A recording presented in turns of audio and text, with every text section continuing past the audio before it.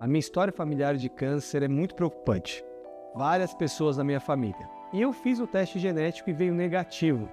Eu sou imune contra desenvolver essa doença? Será que isso é verdade? Vem comigo. A grande parte das pacientes que chegam para realizar aconselhamento genético tem um histórico familiar muito preocupante, com inúmeros casos de câncer, ou do lado materno, ou do lado paterno, ou dos dois lados da família. E muitas vezes nós realizamos uma investigação genética ampla, analisando vários genes que podem justificar o aparecimento de todos esses casos na família e não encontramos uma causa genética. Nesse cenário, o que eu digo para essa paciente? Ela é imune contra desenvolver essa doença? Infelizmente, a resposta é não.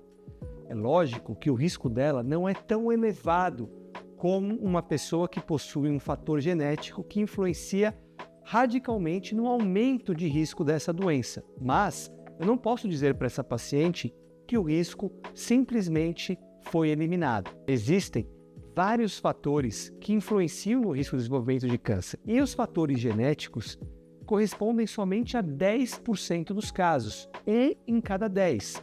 Então, quando o teste é negativo, eu consigo eliminar esses 10%.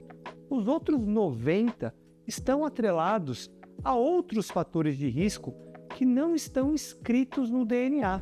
Hábitos de vida, exposição a alguns fatores que aumentam o risco de desenvolver a doença são os responsáveis por 90% de todos os casos de cânceres que aparecem na população. Portanto, se uma pessoa é negativa para um teste genético, ela precisa continuar se preocupando em realizar todas as estratégias recomendadas para a população em geral de prevenção contra câncer. E além disso, quando a história familiar é muito forte, esse fator de risco ele não é completamente eliminado quando o teste genético é negativo. Ele não é tão forte como se nós tivéssemos encontrado uma alteração genética, mas também nós não podemos ignorá-lo.